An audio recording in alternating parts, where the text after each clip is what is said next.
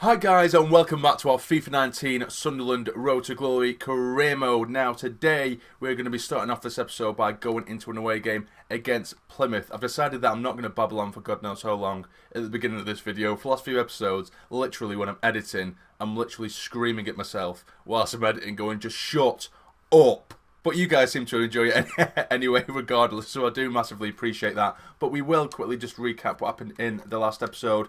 Wasn't a fantastic one by any means. It was a pretty quick one, as we know. We went to Shrewsbury. Well, we simulated it. We drew 1-1. We simulated the game against Southend there, which we did win 2-0. And we also got another 0-0 draw against Doncaster as well. But then we did play the game against Villa in the Carabao Cup, where we got knocked out 2-0. It was a relatively tight game, actually. I don't think we did deserve to lose 2-0. It was more of a 1-0 game either way. But we did lose 2-0, unfortunately. But like we said, at least now we've got the league to focus on.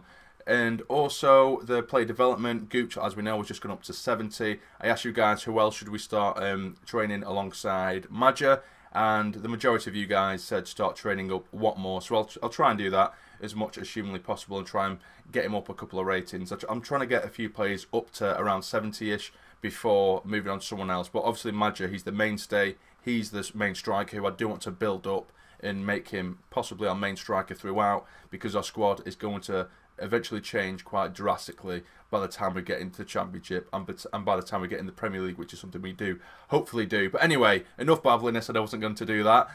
We are going into a game against Plymouth. Plymouth are currently just outside the relegation zone, so hopefully we can get back to winning ways after I think it's been 4 or 5 games now without a win, which is quite depressing in terms of me actually playing anyway. We did win a game in the last episode when I did simulate. There's something about that Plymouth kit that I actually quite like. I don't know what it is. Normally those colours to me, they shouldn't go together, but I quite like that kit. It's quite nice. Plymouth fans, if you're watching, I like the kit. I do like it. But this is the side that we are going to be going with. McLaughlin in goal, James, Luvens, Flanagan and Love across the back, McGeady, O'Nien, Catamol and Watmore in midfield, with Honeyman playing just behind Sinclair. We've had to rotate quite a bit. We're rotating pretty much every single game because of fitness, and that's the only thing with FIFA that does frustrate me. You can never really just stick with a starting 11 because the fitness on players after one game, particularly in the lower leagues because they come so quickly, the fitness goes down so drastically. So anyway, that is the squad. Let's get back to winning ways. Can we just win 3 or 4-0? We haven't had one of those, really, have we? I don't think. I can't remember. I just want to smash someone. Absolutely smash someone. Will it happen here against Plymouth? And here we go, guys. It's an absolutely lovely day. A lovely day at Plymouth. But hopefully it doesn't turn out to be a lovely day for those Plymouth fans. The top scoring teams are us and Blackpool. There's quite a few high scoring teams in there, all around the similar amount of goals scored. But we just seem to be running away with the league because we haven't lost a game yet. And it is Plymouth to get us kicked off. Let's have it. Come on. Go on, Flanagan. Go on, Flanagan. O'Nien on the edge of the box. It's been blocked. Towards Watmore. Headed back across goal. It's a decent start in the opening 5 minutes. Go on, McGeady, with your magic feet. Help him out. He does find Sinclair. He does strike one. It's an easy save, and it is offside anyway. Decent football, though. Whether they're being forced back or whether they're just doing this as a tactic. Well, that's nice play from O'Nien. Have a crack, lad. Oh, it's hit the post. Oh, O'Nien. What an effort that was. It was so slow. It was literally like slow motion. It's hit the outside of the post. So close to being 1-0. It's a great start from the lads. Tell you what I did as well earlier, guys. I thought because the only teams I've played with, or the only team I've played with is Sunderland since I've got FIFA 19. So I thought I'd just mess around, be a few better teams, like City and United, Liverpool, stuff like that. And I tell you what, the difference, it's just mad. Like, you can score absolute screamers. The passing is so much quicker. The movement and the acceleration is a lot quicker. Obviously, this is a lot more realistic, but it just feels so much more sort of scrappy and stuff when you're playing with this squad. I just can't wait for us to get to that kind of level if we do manage to get to the Premier League. Now, here is McGeady, who does strike one at the near post. And it hits the side netting. Go on, son. Get there first. He hits it straight at the keeper. Can we get it back across goal? It's been headed away. Just hit the back of the net, please. Header on it, please. Headed. It's in. It's 1-0. It was only a matter of time. And is it our boy? It is. It's Roadrunner again who gets it. Our little ginger Messi puts us in the lead. Are we going to finish this game with a win and get back to the winning ways we've been talking about over the last 2 episodes, really? You wouldn't expect Watmore to get a header, would you? Well, that's a cracker. Beat the keeper to it. And we're in the lead. Get in. Great play. Well in Watmore. He's having an absolute screamer today, I'm telling you. Come on, get it off him. Get it off him. Get it away. Get it away. That'll do. Can we break? Out wide. No, we can't. It's been intercepted. I didn't see him there at all. But they are coming forward. It's a good chance for him. Get into him. And luckily they've scuffed their effort really badly. Seems to happen this. Last sort of half an hour, the opposition always seem to wake up, particularly if you've been playing well for the majority of the game. Header. Oh, it's hit the bar. Jesus Christ. What a header that was from McGeady. It's really hard to go down the centre in this game. They just seem to crowd us out. But this is a very good chance for them. Oh, and thank God the shot was so tame. And I think McLaughlin really should have kept hold of that. Jesus Christ. We need to somehow get in the... Well, not get in the lead, but add to our lead. That shows McLaughlin. Why did you punch it, man? Get it out. Get it out. Please. I'm not having this. Thank God. Go on, James. Go on, James. Help him out. Find Sinclair. It's a bit too much for him. Digs it across goal. Surely it's in. It's 2. And we have managed to double our lead. Get in. And it is our captain, George Honeyman. And he's not the captain for some reason in this game. He keeps taking it off. I'll have to reset that. But it is Honeyman who gets the goal. And we are back on winning terms. Get in. There we go, guys. The full-time whistle goes. And we have got ourselves 3 points. What a relief. I thought we were going to go through a huge drought. That tends to happen with me around this time of the season. But we put it right with a 2-0 win over Plymouth. Get in! And as you can see, we are now training Watmore. We didn't do fantastically in his first training session, but Watmore is there to be trained now next to Madger. And next up, guys, we are going to be taking on Wycombe, a game I have been quite looking forward to, actually, because I'm pretty sure Wycombe have the second best defensive record in the league, so it could be a very, very difficult one, this, and they are currently 3rd in the league. As you can see, we are pretty much running away with it a little bit, so up to you guys. Should I simulate maybe a little more in the coming episodes, you know, to maybe see if it does throw up a few surprises, or just play along with it? In fact, I'll probably just play along with it, you know, because we haven't been playing great.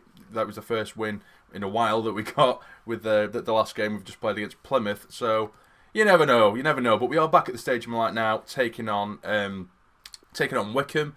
We have been hit by the international duty. There are a few players that we can't play. McLaughlin is out. McGeady is out as well. Matthews is out also. So this is the team we're going to be going with. We've got Reuter in goal. Oviedo, Baldwin, Ozturk and Love across the back. Maguire, O'Nien, Power and Gooch in midfield with Honeyman sitting just behind Madger. And as you can see, Honeyman is now the captain. I've corrected it. So let's get into it. Away the lads! And here we are back at the beautiful, the gorgeous, the sexy even stadium of light, welcoming 3rd place Wycombe. Come on, Madger. Come on, Madger. I want to try and get him 20 goals this season. The thing I've noticed with a few series that I've had, I haven't really had, you know, massive top goal scorers because I rotate squads so often. And it is due to the whole fitness thing, and I am a little bit OCD, like I have mentioned. I never play players that, you know, even if they've only got the tiniest bit of fitness gone, I don't like playing them. But we'll see. It'd be nice to see Madger get himself in the 20s. But straight away, oh, nearly managed to turn and get Power in there, but it has been nicked off us. Go on, Maguire. Go on, Maguire. Have a crack, son. Oh, he tips over the bar. This is great from O'Nien. Finds Power. Have a crack. First time, son. What a save that is. I tell you what, I need to start making use of Power's shot a bit more. I've only really started noticing it over the last couple of episodes from distance. It's an absolute rocket. It really is. Here is Power. Again, can he find himself some room? He can't, but he does find its way to Honeyman. Back to O'Nien. Find your man. Here is Power. He does strike one. Again, it's been parried away. It's an absolute rocket. Oh, they're breaking in numbers now. Wycombe. Get to him first. Get to him first, Baldwin. You absolute god.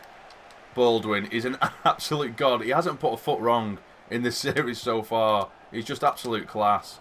And now we do break with Maguire. Not too many options in the box, but there is someone at the far post there. Gooch. Oh, Gucci lad. Oh, what a goal that would have been. What a goal that would have been. It's a great ball from Maguire. He's got a great cross on him, that lad. Gooch was always stretching, but if that managed to find the way into the top corner, oh God, I think I would have pissed myself. Now they are down the wing, get there first. Oh, it is a mess of a clearance there from Baldwin, who very rarely makes a mistake. And luckily, Reuter saves us. Go on, Gooch, make your run, son, make your run, Gooch. It is Gooch. Go on, son, smash it across goal. Good save, still in there. Oh, no. So close. I thought the keeper should leave it and let it go in then. Go on, son. Go on, Honeyman. Go on, Honeyman. Dink over him. It's in. It's 1-0. And it's a beautiful little finish from Captain George. Get in, son. Beautiful. Beautiful little finish there. Maggio with a great little ball there through to George. One big touch and the little dink. Oh, guys. That is sexy. That is sexy. And we are in the lead. They have been defending very, very well, Wycombe. They've had a couple of chances of their own. But again, we have luck on our side. And it's George that gets it. I'll tell you what, that is a little bit frustrating about the shooting, though.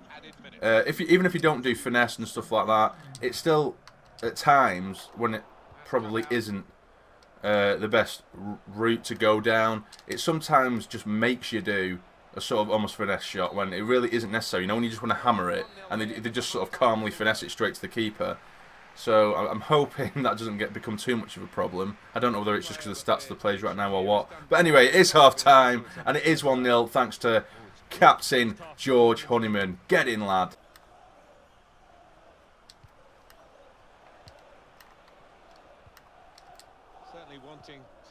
Oh, this is class. Oh, Nyan, we're breaking in numbers. Now here is Maggio. Can he get himself that goal? What a finish. It's an absolute stormer of a shot. We've only just kicked off this second half. And I'm loving it, guys. That is Maggio, the beautiful golden boy. And he's looks like he's getting in a fight with a fan now. He's just like, ugh, ugh. But the ball is played through. And he's absolutely smashed it. I thought I took the shot on a little bit early there. But, you know, you can't deny Madge. You cannot deny our Madge. Go on. Madge is there. Madge is there. Get him in. It is Madge. And again, play across goal. Surely. It's in. It's 3. It's absolute dreamland. And it's Honeyman again. Get in. That's horrendous defending. This team is supposed to be one of the best defensive teams in the league. And they've been shoddy in the second half. And that is annoying that it's skipped the replay again. 3-0. I'm loving it. I did say earlier that I just wanted to smash a team. And it looks like it's going to come against Wycombe. Oh, it's a good effort there from Akinfenwa, who has been suggested to purchase, but unfortunately is retiring at the end of the season. That's a cracking ball, that, for Maguire. And that's just really hopeful. I don't know why I did that. Get it away, get it away. It's a good block again. And it is Akinfenwa. And that is a class save from Reuter. He's been brilliant. He really has. But Akinfenwa, he's been probably their biggest threat in this game. Get it out, get it out. And it's a header. It's gone. Trickled way wide. And it is full time. 3-0. A beautiful, beautiful performance. And a beautiful result as well. Get in. And when we look at the stats there as well, it was actually a relatively even game with, you know, we had 11 shots, they had 7. Possession, it was relatively close, but we just managed to get away with a 3-0 win and luck was on our side today. So we are going to be simulating this final game of the episode against Walsall. Whereabouts are Walsall? Just out of curiosity. They are 7th, just outside the playoff places. We're still unbeaten. It's absolutely mad. I love that. Losses 0. It's going to happen at some point, guys. We're just absolutely smashing it in the minute. We really are. But we shall see. It's going to go unchanged from the last game because they played so goddamn well. So, you know, why not reward them with another starting place? But can they get us another win? They do. It's 2-0 and it's Maggio getting a goal and Ozturk as well in the 65th minute. That'll do, guys. It's been the perfect episode. I'm loving it. So this is where we're going to leave it, guys. We are edging closer and closer to that January transfer window, which I cannot wait for. How many players do you think we should go for, guys? It depends really how much money we will end up in the transfer budget. Obviously, Jilaboji and Ndong are going. I think we have around 2 million now in the transfer budget. Of course, we have I have been told that his name is Angel Gomez and not Angel Gomez, and I'm so used to calling him Angel Gomez. But anyway, he is coming. So we have the 2 million. I think we sold Ndong for 7 million, but they'll probably give us about 6 from that. So we'll call that 8. And we sold Jilaboji for what, 2.5 million, something like that, 2.4. We'll get 2 million from that. So maybe around 10 million, something like that, guys, that we'll have to spend, which would be very, very nice indeed. So what do you think we should do with that? Should we go for, say, 3 players that are worth around 3 million? Should we get a few players that are worth between 1 and 2 million? That'd be quite nice as well to bulk up the squad a bit. Is there any players you think I should sell? That's a big one actually as well, guys. Is there anyone in there that you think we should sell? Realistically, more so when we get to the Championship, if we do get to the Championship, which I keep saying, more than likely will be a few players that we're either going to let go or we're just going to straight up sell.